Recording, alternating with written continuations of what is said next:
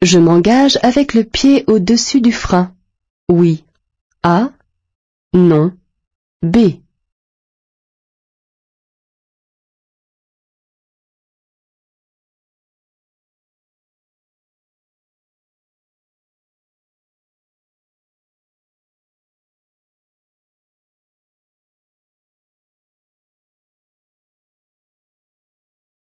Si les feux tricolores ne fonctionnaient pas, je m'engagerais à vitesse réduite, en plaçant le pied au-dessus du frein afin d'être prêt à m'arrêter sur place. En effet, la voiture arrêtée à côté peut cacher un piéton qui traverse et la visibilité sur la rue de droite est faible. Mais comme le feu est rouge, je dois m'arrêter. À 2000 mètres, je pourrais rejoindre l'autoroute A31. Oui. A. Non. B. Quitter l'autoroute où je circule. Oui. C. Non. D.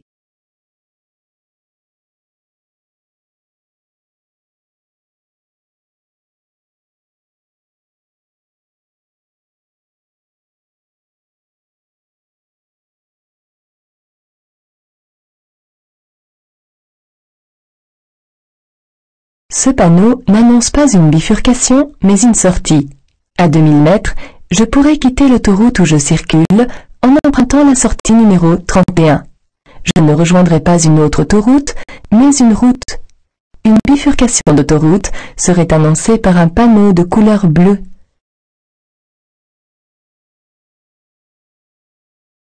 Je passe sans ralentir. A. Je ralentis et je passe. B. Je m'arrête. C.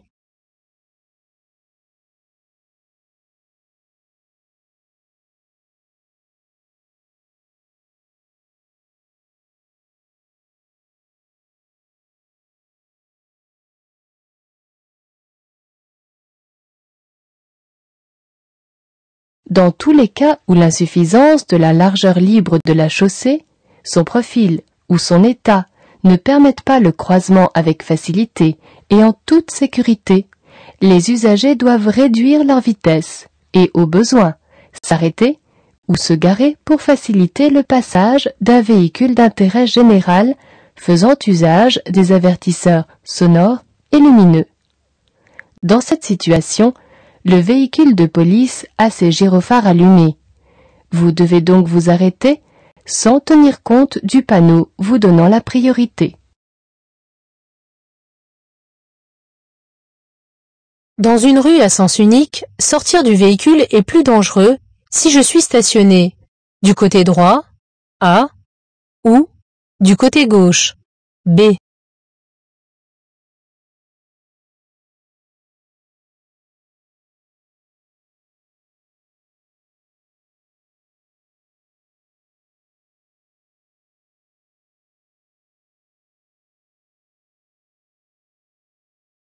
Le volant étant à gauche, je descendrai du côté trottoir si je suis stationné à gauche, mais du côté chaussée si je suis stationné à droite.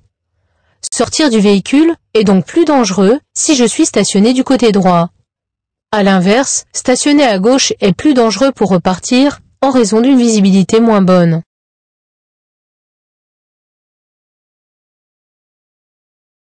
Je peux entreprendre le dépassement du camion. Oui. A.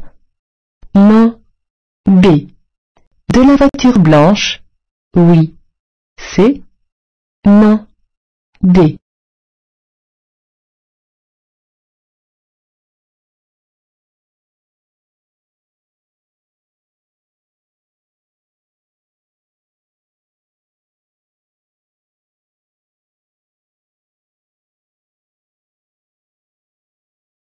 Le signal rond ne m'interdit pas de dépasser puisqu'il ne concerne que les poids lourds.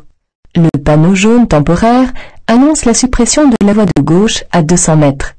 La voie du milieu reste utilisable et le véhicule que j'aperçois dans le rétroviseur est suffisamment loin pour que je puisse me déporter sans le gêner. Je peux donc emprunter la voie du milieu pour dépasser le camion. En revanche, je ne dois pas dépasser la voiture blanche, car à 200 mètres, je serai bloqué par la suppression de la voie de gauche. La signalisation annonce une intersection, oui, A, non, B. Un virage, oui, C, non, D.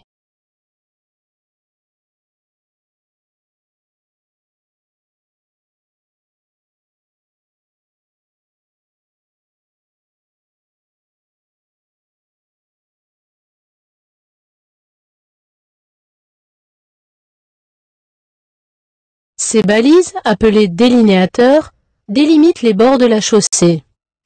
Les flèches de rabattement annoncent une ligne continue. Aucune signalisation n'annonce ici de virage. Ici, une intersection est annoncée, non pas par le panneau du bas qui indique le caractère prioritaire de la route, mais par ceux du haut qui confirment deux directions. L'une pour aller tout droit vers Champagnole et l'autre pour tourner à gauche vers Arbois.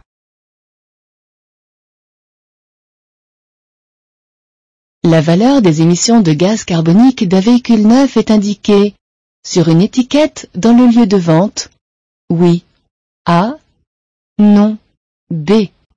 Sur la carte grise, oui, C, non, D.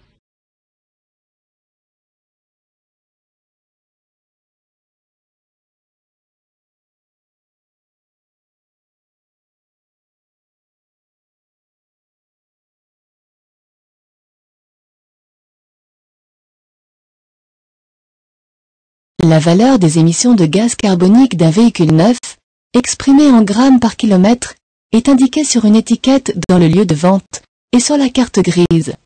Connaître cette valeur permet de savoir si vous serez concerné par le bonus ou malus à l'achat.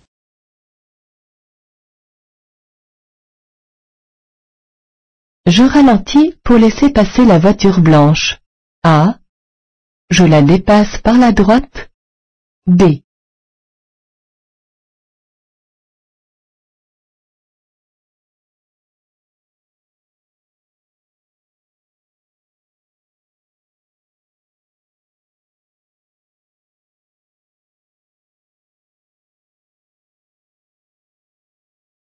Le conducteur de la voiture blanche a signalé son intention de se rabattre à droite.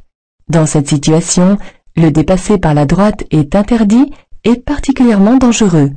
Je dois donc ralentir pour faciliter le changement de voie de la voiture blanche, bien qu'elle ne soit pas prioritaire.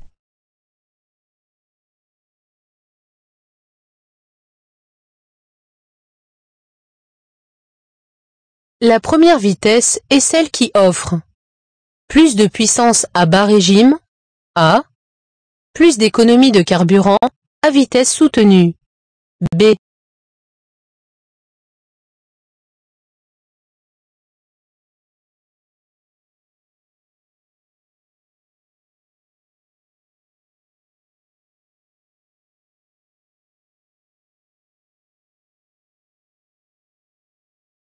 La première vitesse est celle qui offre le plus de puissance à bas régime.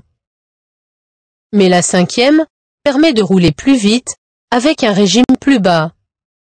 C'est donc le cinquième rapport ou le rapport de vitesse le plus haut qui permet le plus d'économie de carburant à vitesse soutenue. Un enfant voit moins bien qu'un adulte sur les côtés. A. Met 2 secondes pour constater qu'un véhicule roule. B. A la même estimation des distances et des vitesses qu'un adulte. C.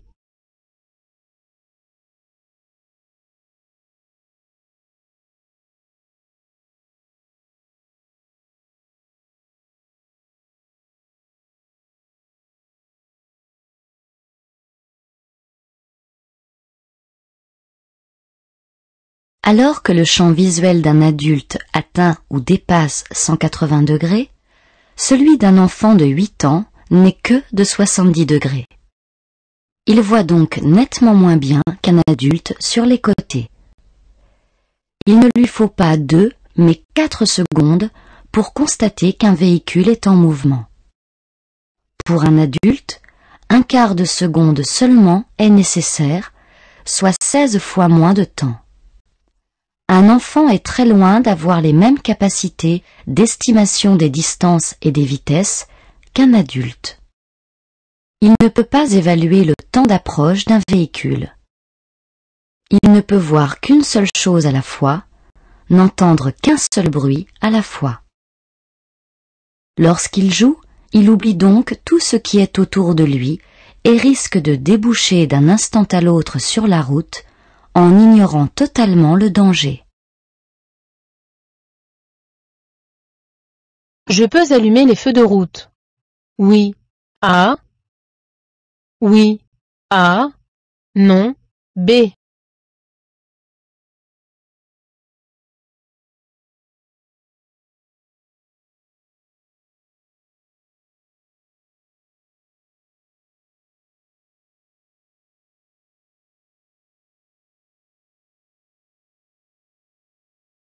J'aborde une voie d'insertion. Sur cette route non éclairée, mes feux de route n'éblouiraient non pas l'usager qui me suit, mais celui que j'aperçois devant moi, sur la chaussée que je vais emprunter. Je dois donc rester en feu de croisement pour l'instant. Si la victime d'un accident a soif, je lui donne à boire. De l'eau? Oui. A. Non. B. Un soda? Oui. C. Non. D.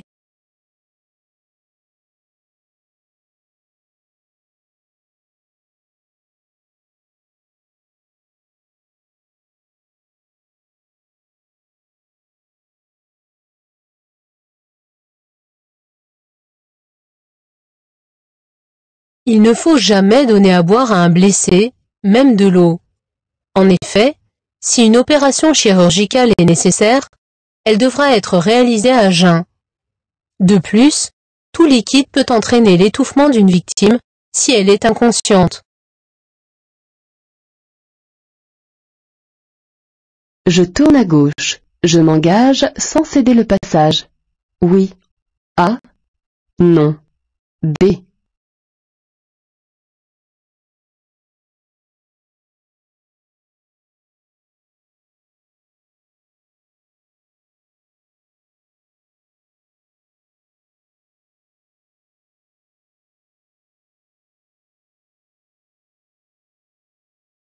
La ligne discontinue et le signal triangulaire pointe en bas m'informe que la voiture qui vient de droite rencontre un cédé le passage. Son conducteur doit donc me laisser passer. Comme aucun usager n'arrive en face, je m'engage. L'ESP évite toute sortie de route liée à la force centrifuge. Oui. A. Non. B.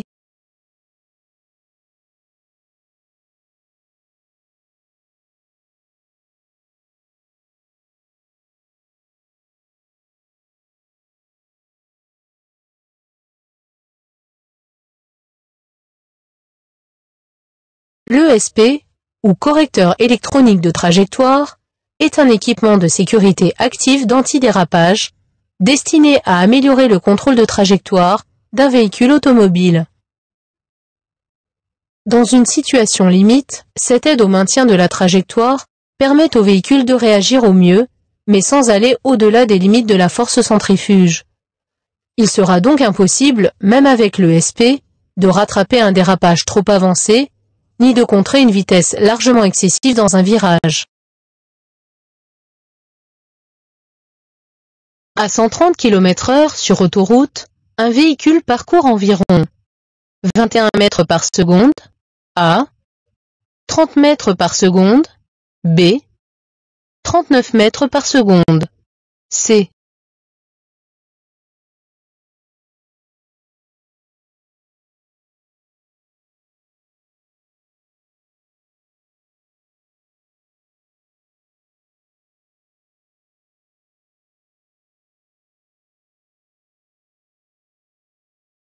Pour convertir de façon approximative la vitesse exprimée en km/h en mètres par seconde, je multiplie le chiffre des dizaines de la vitesse, exprimée en km/h, par 3.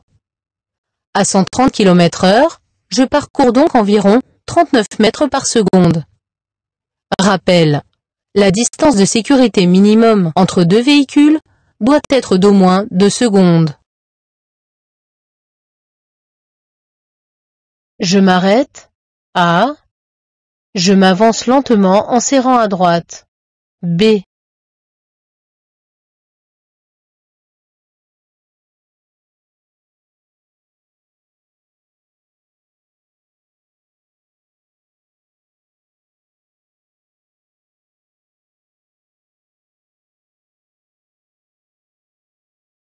Pour tourner à sa droite, l'autocar risque d'empiéter sur ma voie à cause de son gabarit. Si personne ne le laisse passer, il va rester bloqué un long moment et encombrer la voie. De plus, en agglomération, en cas de croisement difficile, je dois faciliter le passage des véhicules de transport en commun. Je m'arrête pour permettre à l'autocar de terminer sa manœuvre.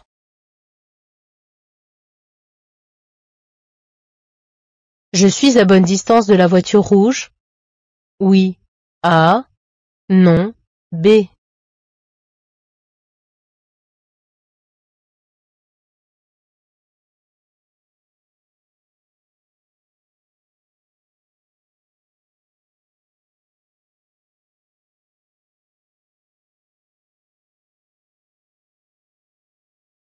À 130 km/h sur autoroute, pour savoir si je laisse une distance de sécurité suffisante, je me repère avec la ligne qui délimite la bande d'arrêt d'urgence.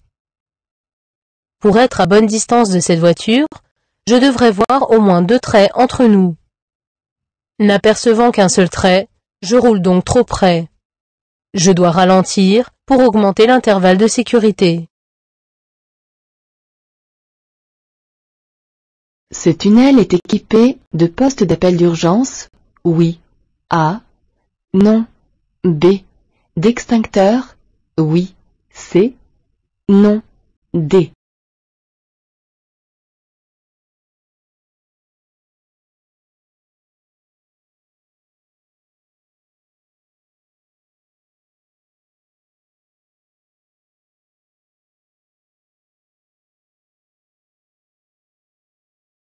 La signalisation indique la présence d'un poste d'appel d'urgence et d'un extincteur à l'entrée du tunnel. Je retrouverai ces mêmes équipements à l'intérieur et à la sortie. Je lâche la pédale d'accélération. Dans les montées, A. Dans les fortes descentes, B. Avant de débrayer, C.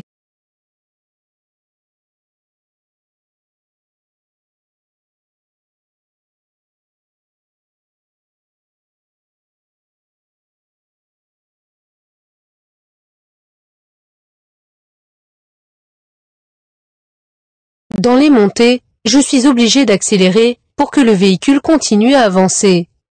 Si je lâche la pédale d'accélération, je vais caler.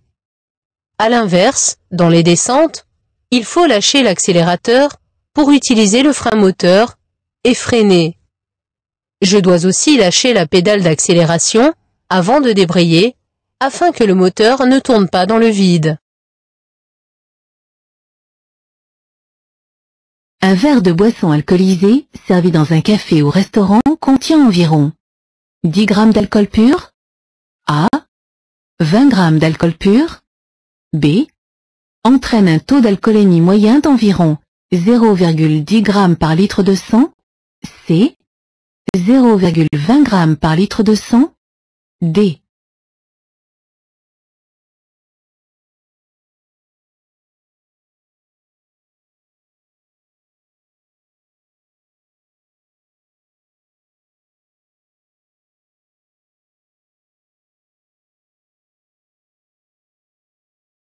Un verre de boisson alcoolisée servi dans un café ou restaurant contient environ 10 g d'alcool pur. Il s'agit de la dose barre, prévue quelle que soit la boisson.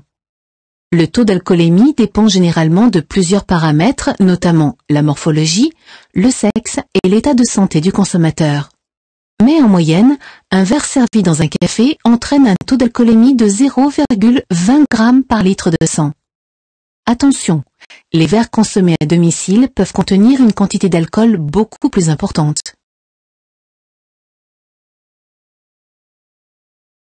Je dépasse le cycliste. Oui. A. Non. B.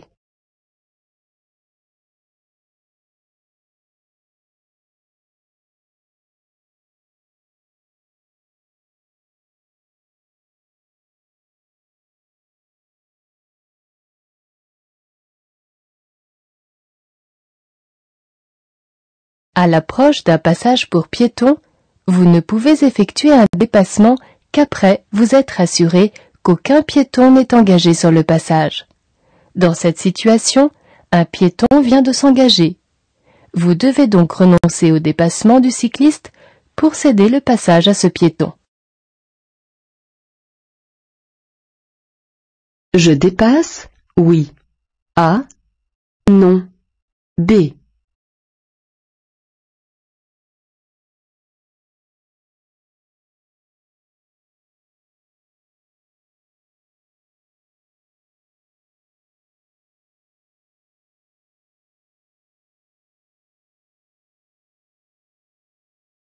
Je suis autorisé à franchir cette ligne mixte car la ligne discontinue est de mon côté. La route tourne légèrement, mais la visibilité vers l'avant est bonne. L'usager qui me suit n'a pas actionné son clignotant. Toutes les conditions sont réunies pour que je puisse dépasser la voiture verte. Je dépasse. La consommation d'un sirop contre la toux risque d'entraîner une augmentation de mon temps de réaction. Oui. A. Non. B.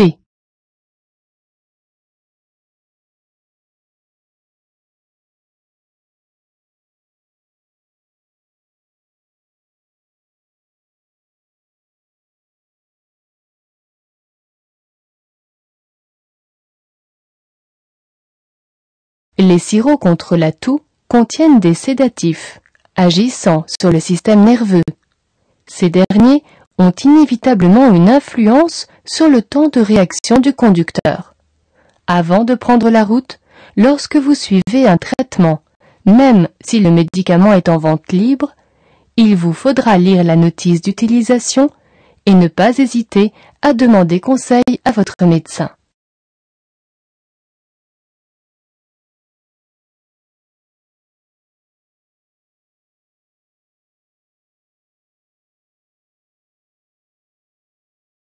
Je circule dans une zone dangereuse. Oui. A.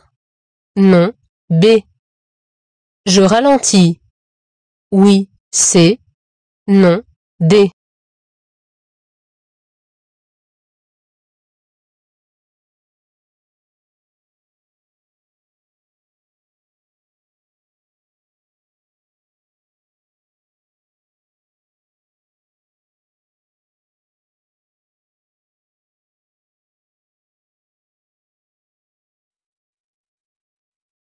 J'aborde un ralentisseur. Il s'agit d'une surélévation de la chaussée réalisée artificiellement pour obliger les conducteurs à ralentir. Ils sont toujours aménagés dans des zones dangereuses. Pour ne pas endommager les amortisseurs, il est recommandé de ne pas les franchir à plus de 30 km/h. Comme je roule à 40, je ralentis dès maintenant pour le franchir à 30 km/h maximum.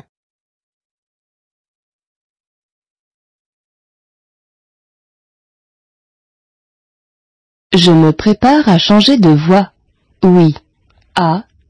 Non. B. J'allume mon clignotant gauche. Oui. C. Non.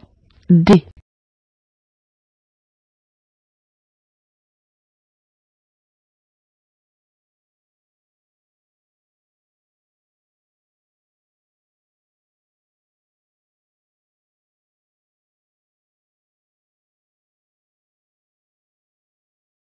Un camion est immobilisé de façon durable sur votre voie de circulation.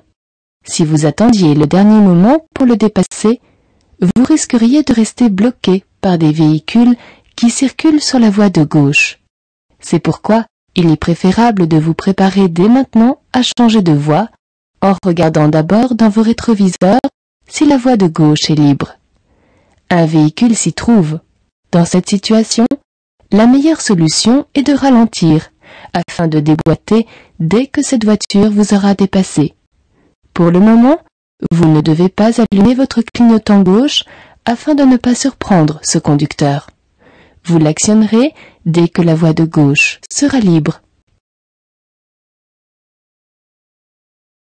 À 1500 mètres, le terrain de camping accueille des caravanes, oui, A, non, B, des camping-cars, oui, C, non, D.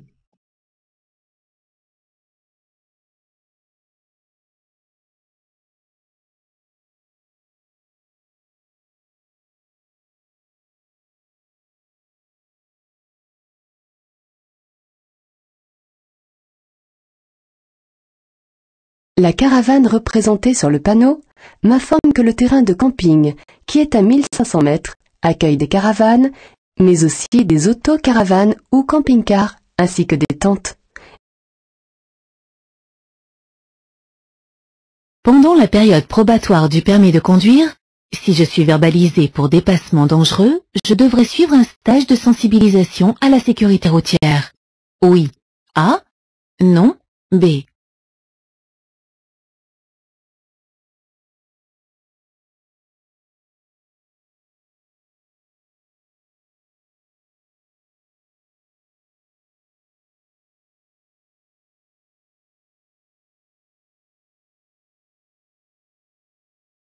À la suite d'une infraction entraînant un retrait de 3 points ou plus, pendant la période probatoire du permis de conduire, je dois suivre un stage de sensibilisation à la sécurité routière de 2 jours. Ce sera notamment le cas pour un dépassement dangereux, puisque cette infraction entraîne un retrait de 3 points. Je veux stationner dans un emplacement à droite. Je laisserai les feux de position allumés. A. Je laisserai les feux de croisement allumés. B. J'éteindrai les feux. C.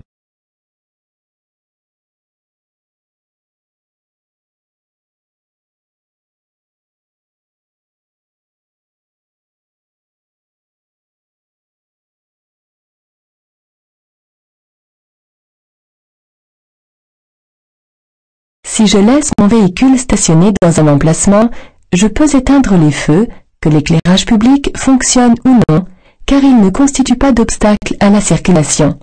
Éclairé, il risquerait d'attirer inutilement l'attention des usagers qui circulent. Je ne laisserai donc pas les feux de position allumés, et encore moins les feux de croisement, qui déchargeraient très vite la batterie.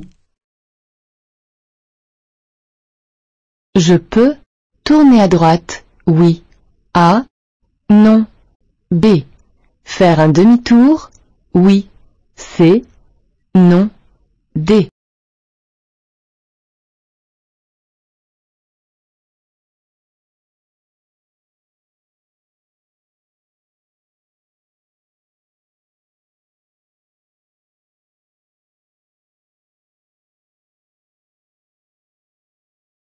La rue de droite est à double sens de circulation, puisque la ligne de stop n'occupe que la moitié de la largeur de la chaussée.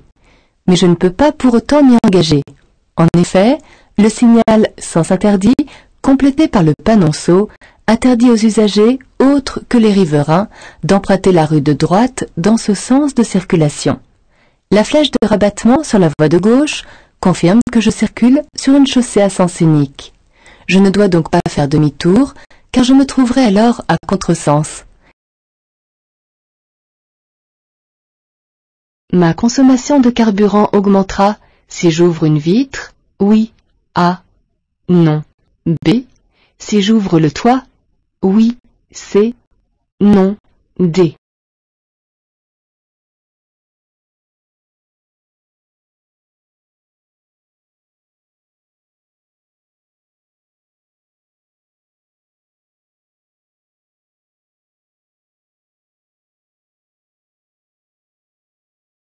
Tout ce qui entraîne une résistance à l'air provoque une surconsommation de carburant.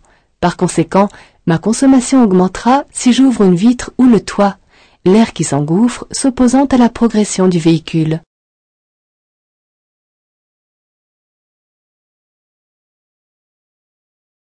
Je vais rencontrer un pont mobile. A. Un débouché sur un quai ou une berge. B. Un passage à niveau sans barrière. C. Un cassis. D.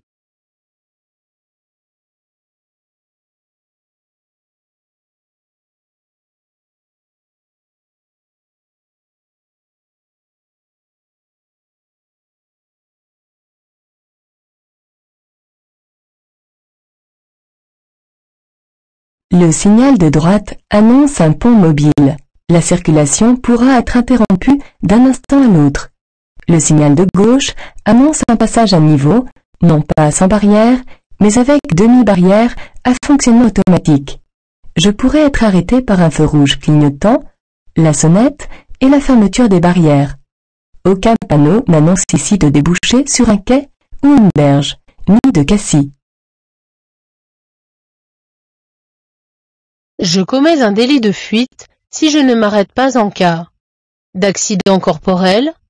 Oui. A. Non. B. D'accident matériel. Oui. C. Non. D.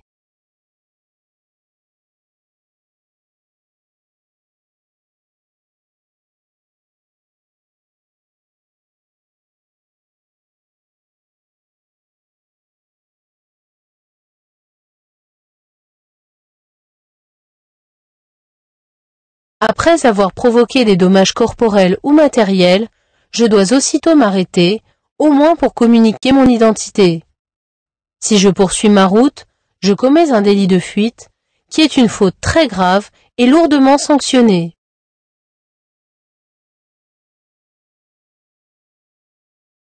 Si je tracte une caravane, mes pneus doivent être gonflés à la pression supérieure. Oui. A. Non. B.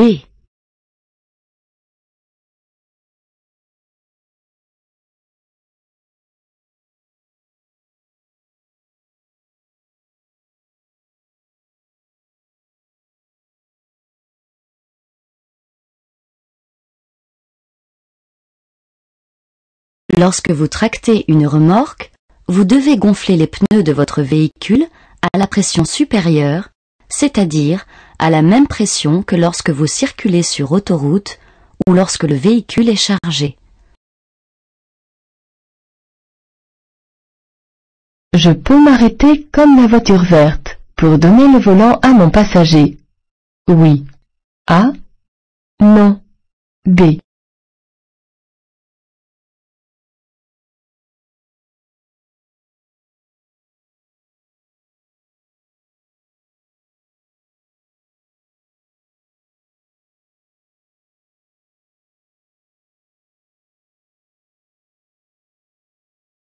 La voiture verte est arrêtée sur la bande d'arrêt d'urgence.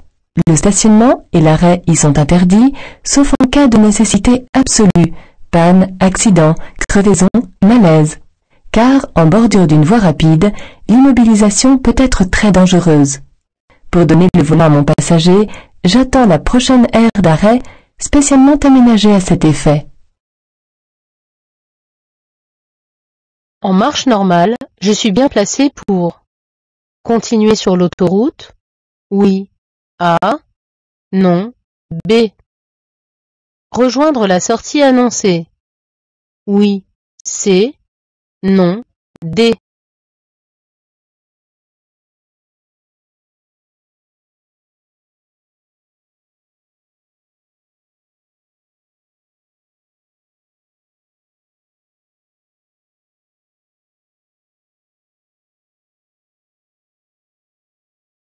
À ma droite, la ligne large à traits resserrés délimite une voie réservée aux véhicules lents qui ne dépassent pas les 60 km/h dans cette section.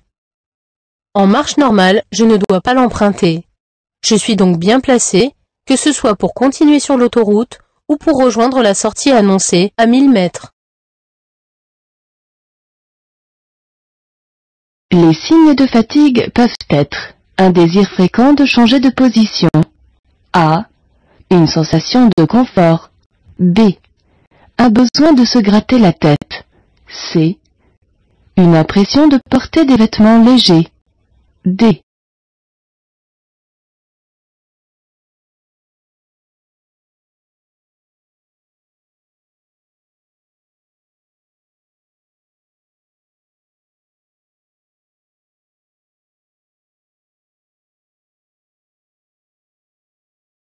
La fatigue ne provoque jamais de sensation agréable.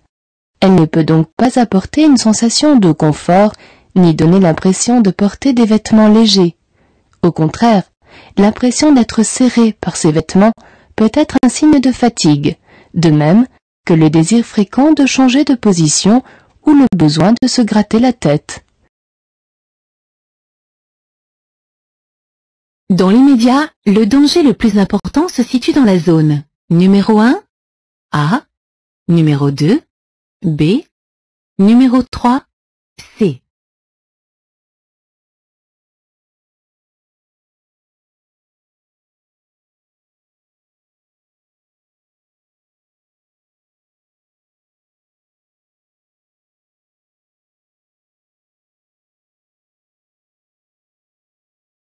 Dans l'immédiat, en zone 1, je croise une voiture mais il n'y a pas de danger apparent.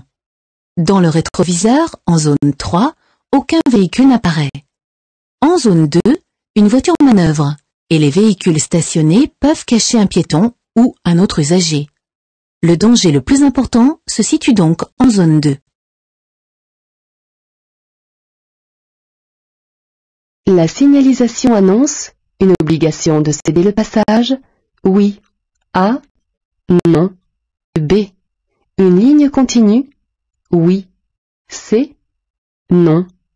D.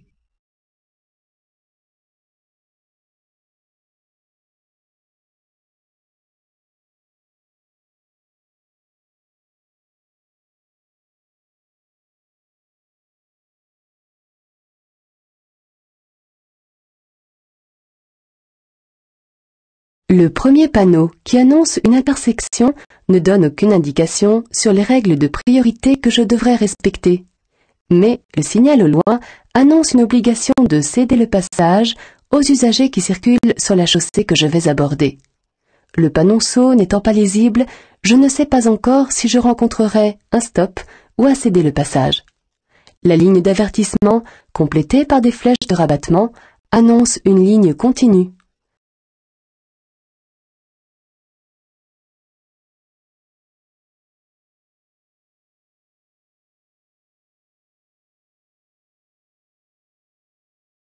Je ralentis. Oui. A. Non. B. Je laisse passer la voiture blanche. Oui. C. Non. D.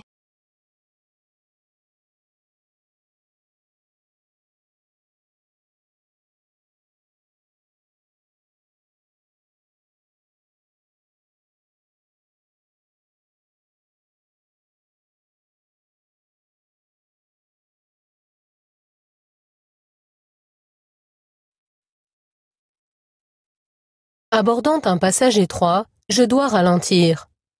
Ce panneau indique que j'ai la priorité sur la voiture blanche qui arrive en face. Elle rencontre ce panneau qui l'oblige à me céder le passage. En conséquence, c'est à elle de me laisser passer.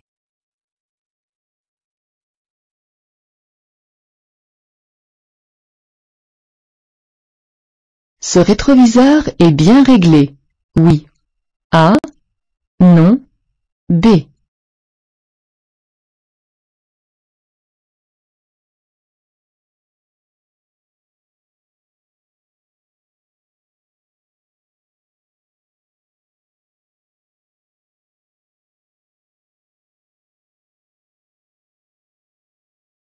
La poignée de la portière arrière apparaissant dans l'angle inférieur droit, mon rétroviseur est bien réglé.